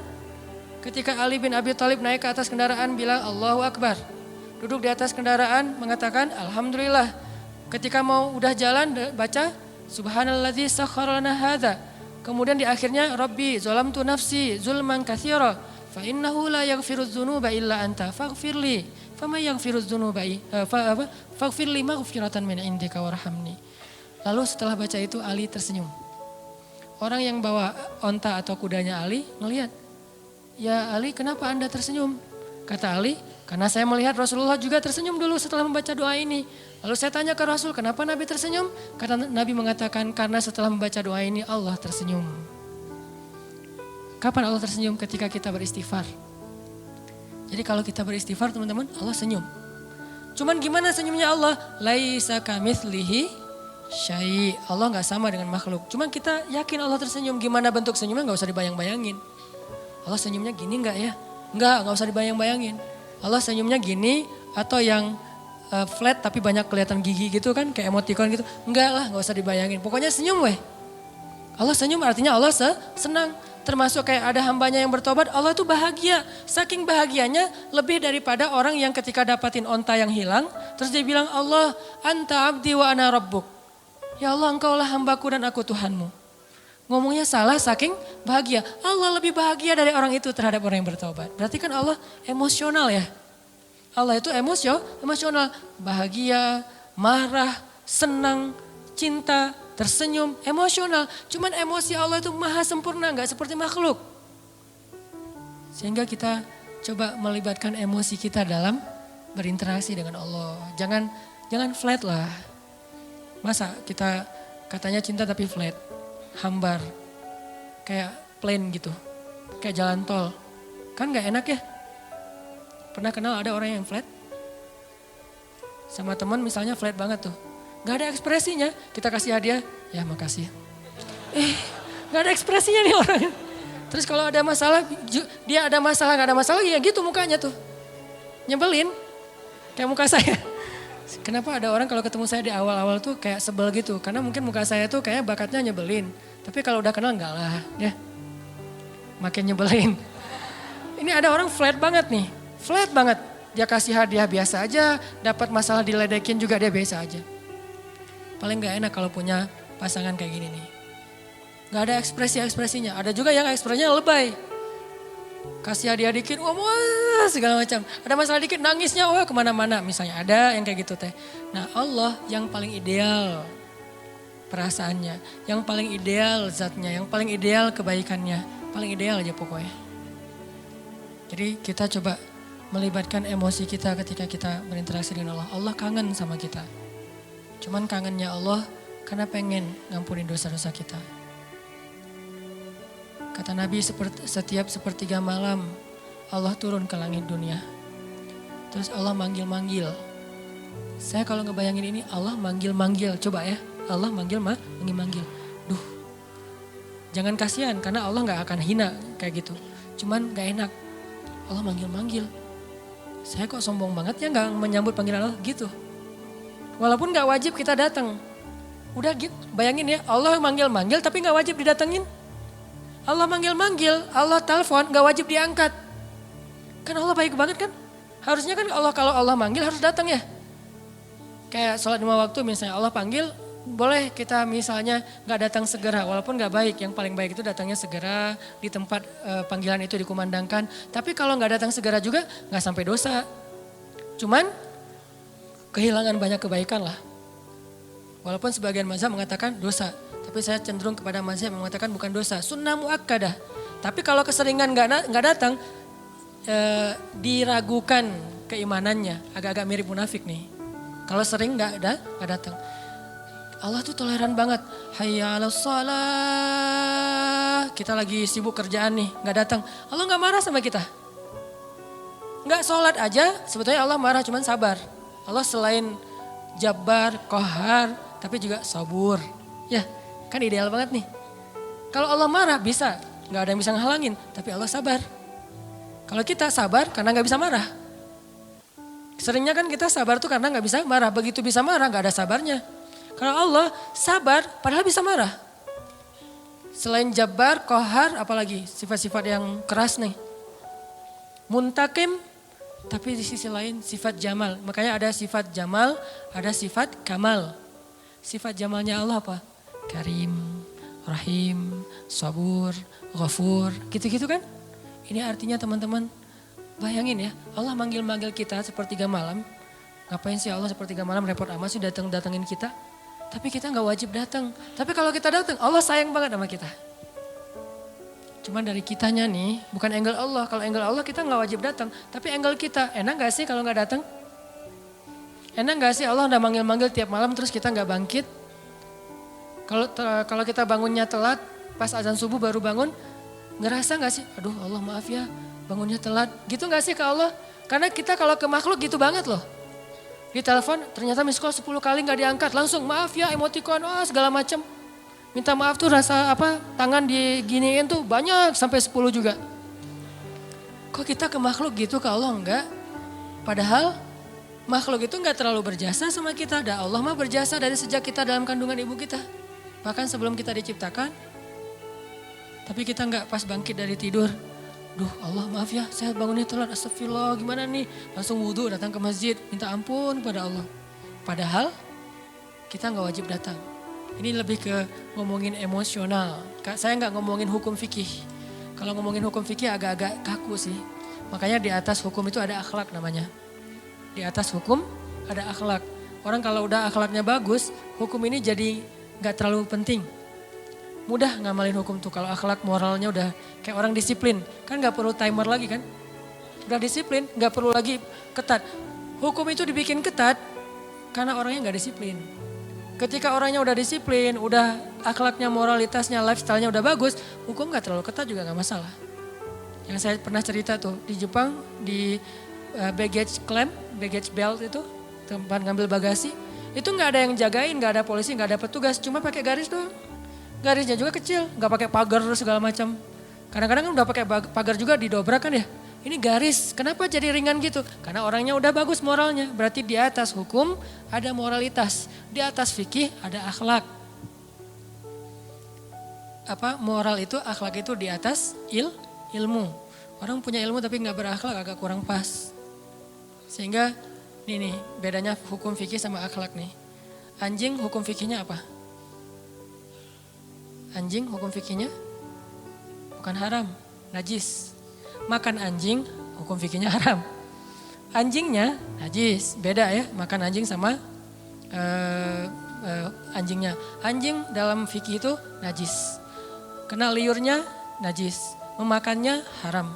Tapi dalam moralitas, dalam akhlak, ngasih minum anjing yang kehausan masuk surga. Islam itu ideal teman-teman, gak usah khawatir lah. Gak usah takut dengan hukumnya, lupa dengan moralnya. Padahal moral Islam itu jauh lebih keren dan mempackaging hukumnya. Anjing itu najis, kita nggak boleh kena liurnya. Walaupun boleh memelihara anjing untuk berburu, misalnya untuk penjaga, bukan untuk sekedar lucu-lucuan ya. Karena dulu mungkin nggak ada anjing kayak yang lucu-lucu kayak sekarang kan ya. Di salon gitu kan ya. Biaya anjing aja. Kalau di New Zealand kata teman saya tuh kucing aja di sana tuh pakai sertifikat. Kalau ada orang pernah ada kasus dia pergi keluar kota lupa nggak laporan, kucingnya tinggal di dalam rumah dan nggak dikasih makan, itu kucing diambil alih oleh negara dan orangnya kena denda. Islam banget kan ya?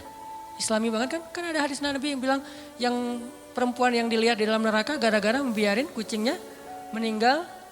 Gak dikasih makan, ditinggalin beberapa hari keluar kota. Gak tahu dia lagi traveling kemana gitu si cewek itu teh. Itu kan terjadi kan ya.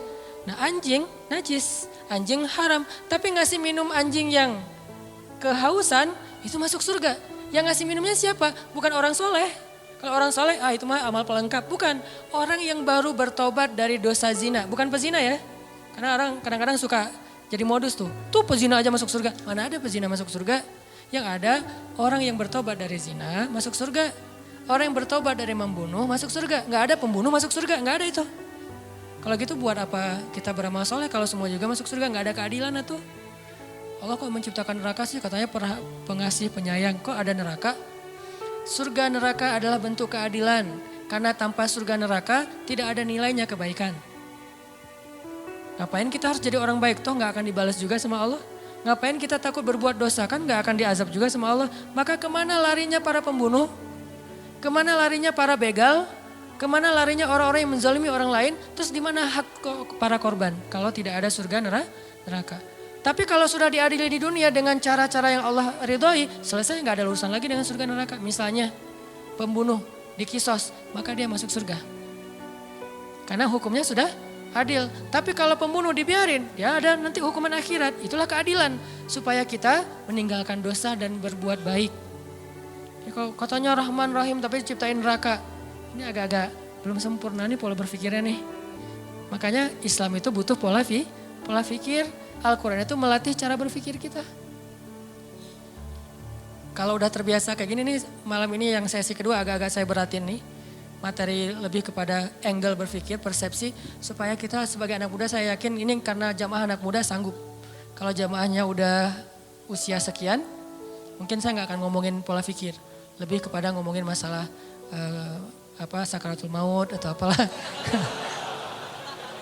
Walaupun kan kematian sama aja lah ya, semua orang juga rahasia. Tapi biasanya mah kan gitu kan ya. Kenapa di kampung sering ada tahlilan? Berarti di kampung lebih banyak orang meninggal. Karena di kampung yang tersisa orang-orang tua. Di kota kenapa jarang tahlilan? Karena masih muda-muda. Saya tinggalnya di kampung loh. Satu tinggal di kampung, satu tinggal di kota. Ya gitu aja, gak usah dijelasin. Kenapa saya milih kampung? Memang kita senang suasana di rumah saya kan di belakang tuh ada kayak backyard gitu kan, ada kayak kebun kecil. Terus kita kalau sholat duha, kalau ngomong tahajud kan riya duha aja lah yang semua orang juga bisa. Duha itu di kebun. Karena salah satu hobinya Abdullah bin suaminya Asma bin Abu Bakar siapa? Zubair. Abdullah bin Zubair. Itu hobinya sholat di bawah langit kalau duha. Akhirnya kita kalau duha sesekali itu sholatnya di kebun. Sengaja milih yang Cihanjuang atas yang airnya masih mau mandi aja sayang nih air terlalu bening nih dipakai mandi gitu kan ya. Layak diminum. Cihanjuang atas sama yang agak di perkotaan. Kalau di perkotaan biar mudah aktivitas. Kalau yang di atas biar tenang. Di atas hampir tiap bulan ada kasus orang meninggal. Kenapa? Di kampung. Saya nggak ngambil kompleks, sengaja ngambil kampung. Kalau di bawah jarang ada yang meninggal. Kenapa? Anak-anak muda. Walaupun tetap rahasia Allah. Nah karena ini anak muda saya ngomonginnya tentang persepsi. Tentang pola pikir. Supaya nggak ada lagi muncul istilah. Ini mah urusan pribadi saya sama Allah. Nih persepsi nih. Opini publik kan. Ini mah urusan pribadi saya sama Allah. Ketika kita menasehati teman kita bukan pengen ikut campur urusan dia. Kecuali kalau kita ikut campur masalah keluarganya. Tapi kalau masalah amal soleh, memang Allah yang nyuruh. Watawasau bil haq, watawasau bisop. Tinggal nasihatinnya dengan cara yang baik. Bil hikmah, wal mau'izatil hasanah. Kalau dibantah, wajadilhum billatihi ahsan. Balas dengan cara yang lebih baik, senyumin aja. Salamun. Bukan berarti kita cuek. Kalau kita nggak nasihatin, manusia itu susah sadar. Jangan tunggu ilham dari langit. Karena kalau datang ilham dari langit berat. Lewat musibah, lewat masalah. Mending dinasihatin teman kita. Jadi bukan urusan pribadi saya sama Tuhan saya. Persepsi. Tadi, kenapa belum berhijab? Yang penting menghijabi hati dulu. Daripada kepala dihijabi tapi hatinya dengki. Gak ada yang menghijabi hati. Menghijabi hati itu gak bagus. Khatamallahu ala qulubihim. Allah menutup hati mereka. Siapa mereka? Orang yang kufur. Jadi yang harusnya menutup kepala membuka hati. Bukan menutup hati membuka kepala. Kebalik. Persepsi berpikir kan? Makanya kenapa saya bilang Al-Quran itu nyuruh kita berpikir. Jangan disuruh tutup hatinya. Yang ada alam nashrah laka sadrak. Dilapangkan, dibuka dadanya biar dapat hidayah. Tapi kepala ditutup semampunya. Belajar mungkin awalnya cuma diikat doang. Lama-lama diikatnya di sini. Lama-lama diikat dililit-lilit. Lama-lama diginiin. Lama-lama naik makin tinggi gitu kan ya. Terserah itu Mas Stella ya, saya nggak tahu lah fikihnya, tanya aja sama Ustaz Abdul Somad. Yang jelas bertahap. Yang pasti nih, bukan nutup hati buka kepala, tapi tutup kepala buka hati. Kalau ada orang yang berhijab tapi masih buat dosa, jangan salahkan hijabnya, salahkan orangnya. Ada orang yang sholat tapi korupsi, jangan salahkan sholatnya, salahkan orang yang korupsinya. Dan jangan bilang gini, mending saya nggak sholat dan nggak korupsi. Daripada dia sholat tapi korupsi. Dia sholat dapat pahala, korupsinya dosa. Kamu nggak sholat dosa dan nggak korupsi dapat pahala. Masing-masing kebaikan dan keburukan itu ada bagiannya sendiri-sendiri. Jangan dibentur-benturin. Nggak ada mending-mendingannya. Mending mana nih? Orang yang banyak amal soleh tapi riya dengan orang yang banyak dosa terus dia taubat. Mending mana? Susah mendinginnya ya. Makanya ada yang bilang gini teman-teman. Kadang-kadang salah ngomong mungkin ya, beberapa penceramah pernah ngomong gini. Lebih baik orang yang banyak dosa lalu bertaubat daripada orang yang banyak amal soleh tapi riya. Benar gak tuh? Lebih baik, lebih baik orang yang banyak dosa lalu bertaubat daripada orang yang banyak amal soleh lalu riya. Gak ada cerita orang banyak dosa lebih baik daripada beramal soleh. Terus kata yang benarnya gimana? Lebih baik orang yang bertobat dari dosa daripada orang yang ria akan amal soleh. Itu bahasanya. Tipis kan? Yang tipis-tipis ini kita belajar di Mesir. Supaya gak salah ngomong. Saya kalau memperkenalkan teman saya, misalnya satu grup gitu ya. Seorang ulama di Mesir yang saya pernah bilang audisi. Saya kan pernah ikut audisi di TV Mesir untuk baca Al-Quran. Namanya As-Saud Al-Zahabi, suara emas, seruling emas judul acaranya. Diseleksi dari ratusan orang cuma 5 orang yang bisa masuk tayangan TV, Iqra TV itu. Nah pas audisi ada 3 juri, di tengah yang juru bicaranya kayak di Got Talent gitu kan. Di tengah dia bilang, saya Abdullah, juri bidang tajwid.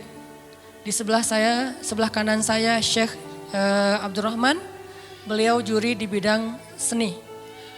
Yang sebelah satu lagi gak dibilang sebelah kiri.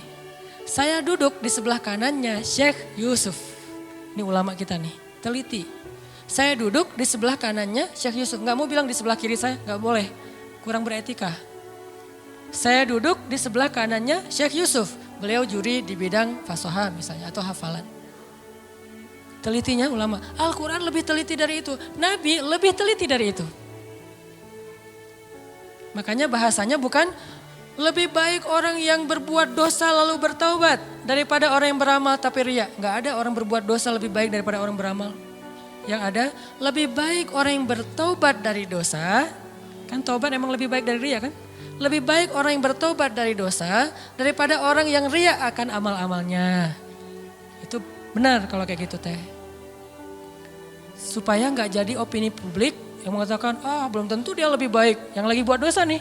Belum tentu dia yang lagi sholat nih, belum tentu yang sholat yang ke masjid itu lebih baik.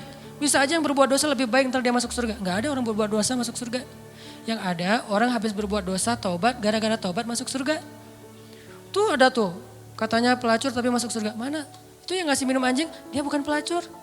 Dia udah bertaubat, jangan bilang lagi dia pezina, dia udah bertaubat, udah baik, udah soleha.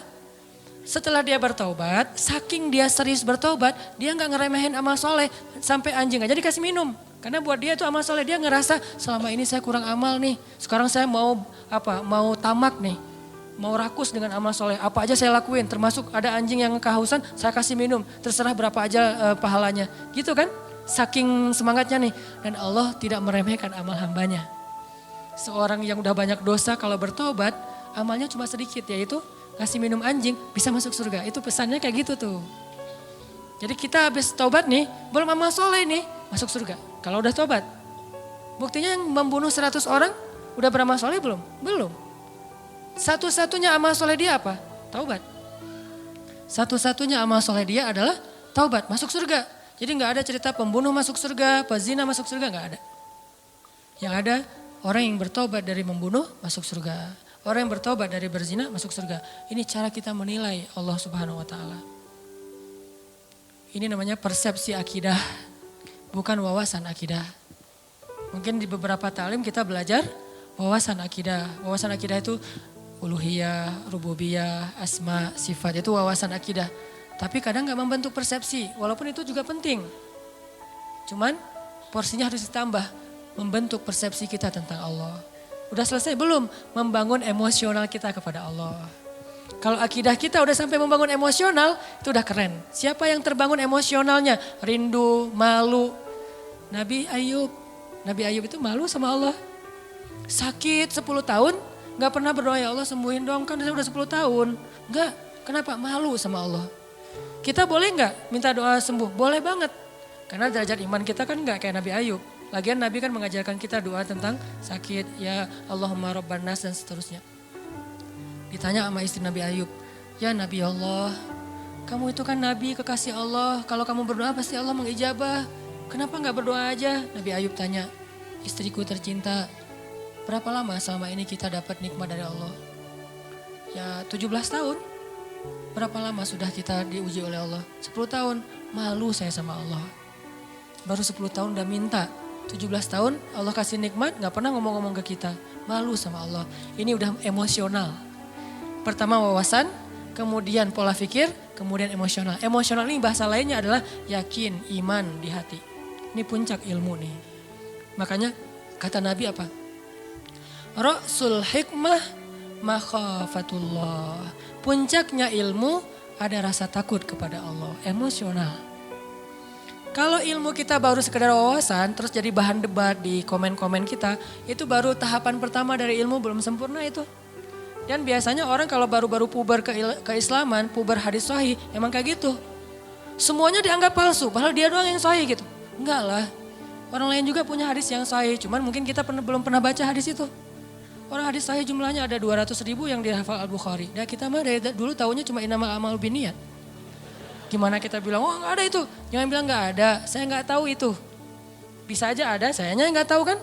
Makanya kalau ada yang nanya ke saya, Ustadz ini ada hadisnya nggak? Nggak tahu. Saya nggak akan bilang, nggak ada tuh, nggak berani saya.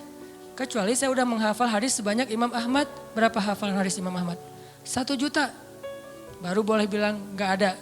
Tapi Imam Ahmad juga nggak bilang nggak ada. Bilangnya saya nggak tahu. Tanya aja ke yang ngamalin, dia tahu nggak hadisnya? Misalnya nih, ada yang tanya, Ustadz ada nggak sholat tasbih ke saya nih? Saya bilang nggak tahu hadisnya. Tanya deh ke Ustadz yang pernah ceramah tentang sholat tasbih. Ustadz, kan Ustadz pernah ceramah sholat tasbih, apa hadisnya? Gitu caranya. Jangan kita nggak tahu hadisnya bilang nggak ada itu hadis sholat tasbih. Tanya dulu ke orangnya, siapa tahu ada. Kalau ada, nanti katanya sahih. Enggak, kata Ustadz itu dhaif. Nah, ulama juga tentang hadis sahih dan dhaif berbeda pendapat. Ada ulama bilang ini dhaif, yang ini bilang sahih. Kecuali hadis palsu itu nggak ada beda pendapat. Kalau dhaif mah ada beda pendapat. Hasan, dhaif, sahih. Kalau mutawatir insya Allah nggak ada beda pendapat. Ini artinya emosional. Malu ke Allah, nggak enak ke Allah. Kayak Nabi Muhammad SAW tuh. Nggak enak sama Allah kalau nggak bangun tahajud. Sampai sholatnya getol banget. Sampai kelihatan kakinya itu udah keras gara-gara sering tahiyat. Ini beliau hitam gara-gara sering sujud. Makanya saya nutup, gak mau riak. Gak ada juga. Nah ini Nabi segitu-gitu amat tuh sholatnya. Ditanya sama istrinya. Dalam riwayat yang lain ditanya sama Abdullah bin Mas'ud. Kenapa gitu-gitu amat? Saya pengen bersyukur kepada Allah. Maksudnya gak enak sama Allah udah dikasih nikmat banyak. Masih ibadahnya biasa-biasa aja gitu. Wawasan, persepsi, emosional. Kalau kita udah sampai punya rindu ke Allah, udah kuat nih, udah level 3. Kalau baru sekedar faham Allah, level 2. Kalau cuma tahu Allah, level 1. Kalau enggak sama sekali, ini bermasalah nih. Yuk kita belajar kalau gitu. Kadang-kadang enggak level 1, dia enggak terlalu tahu tentang Allah, tapi langsung punya emosional. Ada yang kayak gitu, kayak Bilal tuh. Bilal tuh enggak ngerti ayat-ayat tentang tauhid secara detail kayak Ibnu Abbas. Tapi dia langsung yakin sama Allah, ada yang kayak gitu. Makanya tempatnya ilmu di dalam hati. Tempatnya hafalan di dalam kepala, kata ulama. Lahum qulubun la yafqahuna biha. Mereka punya hati tapi gak ngerti. Jadi teman-teman, Allah aja kangen sama kita. Ini ngomongin emosinya Allah ya. Saya gak ngomongin tentang zatnya, gak ngomongin tentang wawasannya. Ngomongin tentang emosinya Allah. Allah kangen loh sama kita. Bukti Allah kangen, setiap malam didatengin. Setiap malam Allah manggil-manggil. Hai hambaku, Qul ya ibadiyalladzina asrafu ala anfusihim. Mana hamba-hambaku? Allah tanya kita hamba. Allah manggil kita hamba, padahal banyak dosa. Harusnya Allah bilang, Qul ya usad. Wahai para pendosa, kan bisa gitu kan? Atau Qul ya ayyuhan nas, wahai manusia. Tapi Allah enggak. Qul ya ibadi, wahai hamba-hambaku. Hamba-hamba itu kayak ibu manggil kita anakku gitu. Kita udah sering, ibu kita nelpon ya. Ibu kita nelpon, kita reject. Alasannya lagi kuliah. Ibu kita nelpon, kita reject. Alasannya lagi di jalan. Ibu kita nelpon, kita reject. Alasannya lagi malam mingguan. Ibu kita nelpon, kita reject, alasannya lagi ngobrol sama teman di kafe. Ibu kita nelpon, kita reject, alasannya lagi mau ujian. Mau ujian aja ibu gak boleh nelpon, saking disiplinnya. Ibu kita nelpon, kita reject dengan banyak alasan, tapi ibu kita masih manggil, nak, masih manggil gitu. Mau dimasakin apa, masih nanya gitu coba. Kurang baik apa ibu? Kita udah marah-marah sama ibu kita tuh gak pendendam, masih manggil, nak, gak manggil, hei kamu, enggak. Atau durhaka, enggak. Ibu kita masih memanggil kalimat yang kasih sayang. Dan itulah Allah Subhanahu wa taala. Di-reject berkali-kali, dikhianati berkali-kali, ditinggalkan berkali-kali, diduakan, diselingkuhin tuh sering. Kita sering nyelingkuhin Allah sebetulnya. Apa nyelingkuhnya? Kita kan suka bilang inna sholati wa nusuki wa mahyaya wa mamati lillahi rabbil alamin. Kan itu gombal banget kan? Sesungguhnya sholat saya, kurban saya, sholati wa nusuki, hidup saya, mati saya, semuanya untuk Allah Subhanahu wa taala. Semuanya untuk kamu, iya kamu gitu kan. Ngomong ke Allah kan manis banget nih. Pada kenyataannya kita ngomong ke pasangan kita juga gitu. Aku gak bisa hidup tanpa kamu. Allah ngelihat, gitu kan ya. Kalau bahasa kita mah ya, tapi Allah masih manggil hambaku gitu. Enggak, dasar lo emang gombal, lo habisin aja. Enggak, Allah tuh padahal bisa banget kayak gitu coba. Enggak. Coba kalau pasangan kita digituin. Gombal setinggi langit. Ternyata enggak kayak gitu. Kan kecewa kan? Allah enggak kecewa. Walaupun Allah lebih berhak untuk kecewa. Kangen Allah sama kita. Pertanyaannya, kita kangen gak sama Allah? Habis sholat zuhur, sejam kemudian, jam berapa sekarang? Kok baru jam 2 ya? Cih. Pernah gak gitu? Kok baru jam 2 ya? Emang kenapa? Kangen asar Pernah gak kayak gitu tuh? Kalau gak pernah, terlalu emang kita mah. Gak fair sama Allah. Kalau sama yang lain kan gitu. Sama dia coba. Baru aja semalaman nelfon dari jam 11 sampai subuh telepon. Duha telepon lagi, padahal kan udah tidur. Karena semalaman gak tidur kan ya? Yang kok gak diangkat telepon aku? Kan tidur, semalaman kamu ganggu gak bisa tidur. Ini kita ke manusia bisa gitu banget. Pengen ketemu sering, pengen nelpon sering, pengen di Skype, pengen video call gitu teh. Kenapa? Kangen. Ke Allah gak gitu. Begitu habis sholat isya, langsung nyiapin baju di depan tempat tidur. Baju yang agak rapi, parfum, sarung, peci. Tergantung style ya. Ada yang modelnya gitu, ada yang modelnya jubah, sorban, ada yang modelnya flanel, jeans. Pokoknya terserah deh mau gaya apa aja, yang penting baju kesukaan kita nih. Kita siapin di meja di dekat tempat tidur. Apaan sih itu? Ini baju untuk nanti malam having date. Untuk dating. Ke siapa? Ke Allah. Pernah gak kayak gitu? Saya juga belum. Ini lagi menasehati diri sendiri nih ya.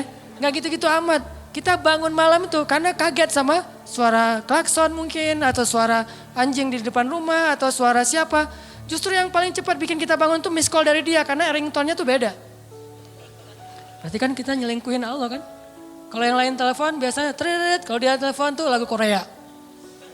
Kalau udah keluar suara lagu Korea langsung melek. Langsung halo, tiba-tiba lembut. Nah, biasanya ngomong sama temennya gak gitu, halo. Kenapa? Gitu coba ngomongnya, giliran ke Allah enggak gitu. Kan gak fair. Nih coba nanya ke diri kita masing-masing. Istafti qalbak, tanya hatimu kata Nabi. Nabi itu kalau ke Allah tuh udah emosional, bukan lagi wawasan. Nah kita wawasan juga mungkin belum. Apalagi emosional, rasa gak enak, rasa kangen. Siapin baju-bajunya. Pengen apa? Nanti malam pengen ketemu Allah. Kan Allah turun, lebih dekat tuh. Kalau waktu lain Allah gak turun, lebih jauh. Walaupun jarak dekat dan jauh gak ngaruh buat Allah, tapi ngaruh buat kita. Allah turun ke langit dunia, saya harus siap-siap nih. Langsung nyiapin segala macam. Terus sebelum itu bilang, ya Allah jangan lupa telepon saya ya. Karena Allah manggil kan banyak nih hamba-hambanya. Kita pengen dikhususin, ya Allah jangan lupa telepon saya. Maksudnya apa? Allah nelpon kita tuh kemana? Ke hati kita. Diketuk hati kita supaya bangun. Ya Allah please, nanti malam saya pengen ketemu Allah, jangan lewatin saya ya, yang lain-lain bangun saya enggak kan sedih banget. Gitu ngomong ke Allah mah. Ya Allah telepon saya, tidurlah waktu itu. Pasti ditelepon sama Allah. Jam 2 telepon, Allah kok kecepetan sih nelponnya. Enggak, saya berharap mas 3:30 ya Allah, udah dekat-dekat subuh gitu sekalian teh. Ya itulah kita lah, kalau ke Allah kecepetan lagi. Kalau kepada makhluk si dia tuh makin cepat makin bagus. Kok kamu telat banget sih nelfon aku? Kok kamu telat banget sih buka pintu? Kok kamu telat banget sih ngangkatnya? Padahal baru ringtone yang pertama udah diangkat tapi masih bilang telat. Ke Allah kok cepat banget sih dibangunin ya Allah? Bentar lagi ya, tutup lagi, tidur. Mungkin Allah bukan gak bangunin. Sebetulnya Allah berhak untuk gak bangunin kita. Dibangunin gak mau. Dia ke saya mah gak penting kata Allah teh. Bisa aja, enggak. Kenapa Allah gak membiarkan kita bangun? Allah kasihan sama kita. Oh dia capek nih. Ya udah deh, subuh aja dibangunin. Tapi kita udah digituin ngerasa biasa aja. Akhirnya besok udah gak merasa butuh lagi sama Allah. Digoda oleh setan, disitulah setan masuk tuh. Sama kayak Nabi Muhammad. Nabi Muhammad itu kan kalau sholat tahajud gak suka ngajak-ngajak kan. Walaupun boleh kan tahajud bareng-bareng. Cuman Nabi Muhammad gak suka ngajak, kenapa? Bukan gak boleh sholat tahajud bareng. Soalnya tahajud Nabi Muhammad itu gak ada yang bisa ikut. Siapa yang sanggup ikut tahajud Nabi Muhammad 1 rakaat 5 juz? Al-Baqarah, Ali Imran, Al-Ma'idah, An-Nisa. Jangankan orang biasa, Abdullah ibnu Mas'ud, sahabat yang paling keren aja hafalannya, gak kuat.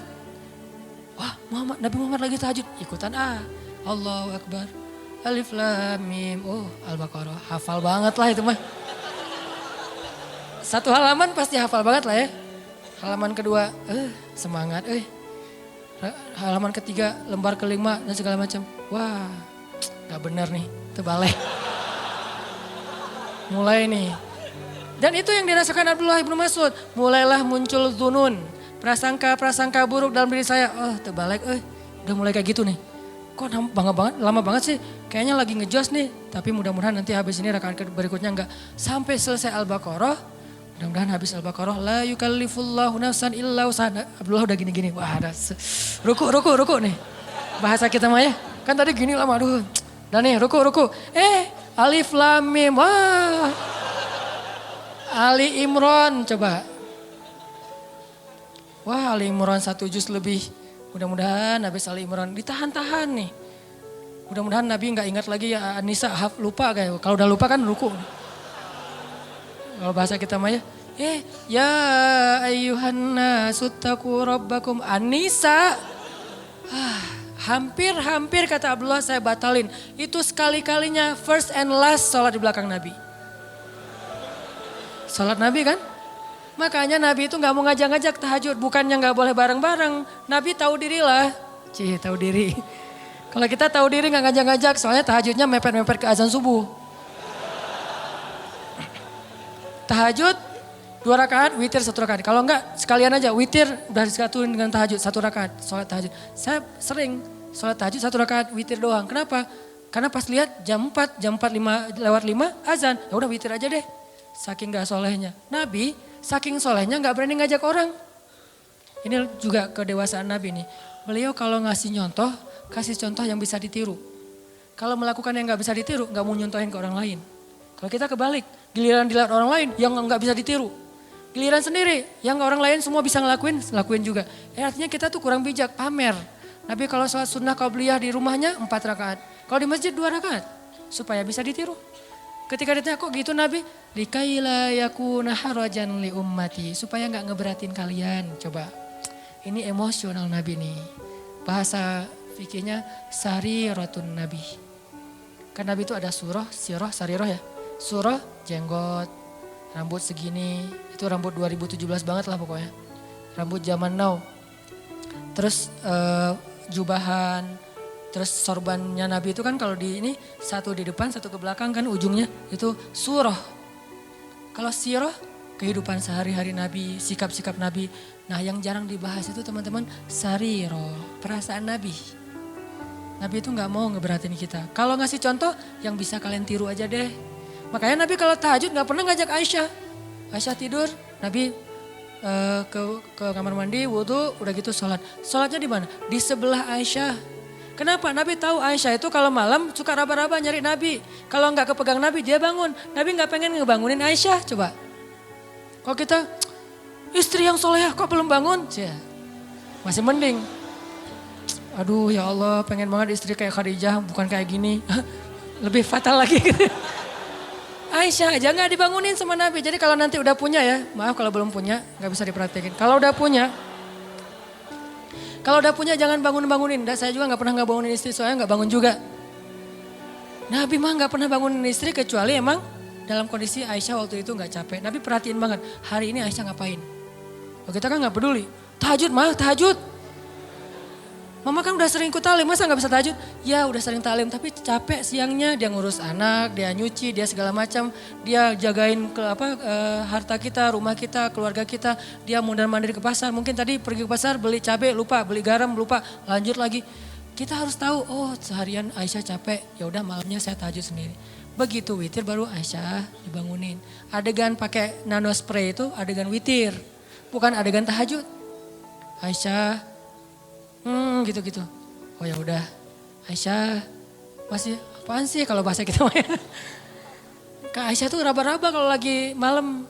Nabi mana? Karena dekapan Nabi itu kan paling hangat ya. Karena dia mendekap bukan dengan fisiknya doang, dengan hatinya. Pokoknya udah hangat banget lah dekapan Nabi. Cowok paling romantis se-Eropa itu Rasulullah SAW lah. Kalau kita mau tahu gimana romantisnya Nabi, saya udah lagi gak mood bahas romantis-romantisan ya. Satu saat aja. Tapi bukan saya nih yang romantis ya, Nabi. Saya mah cuma belajar-belajar dikit. Nabi itu paling hangat. Nabi pegang tangan istrinya biasa. Kita mau megang, kursi aja lah. Gak ada calonnya nih. Masa mau dipegang, siapa yang dipegang? Pas dipegang calon mertua. Apa-apaan lo? Astagfirullah.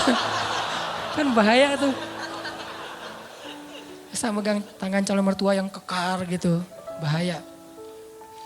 Nabi Aisyah witir. Karena pas Nabi lagi sholat, Nabi itu sholat kakinya itu di sebelah Aisyah. Dan Aisyah tuh nyari-nyari jempol Nabi. Itu juga dalil bagi sebagian mazhab ya, enggak semuanya. Bahwa menyentuh istri tidak batal wudhu. Sebagian lain mengatakan beda.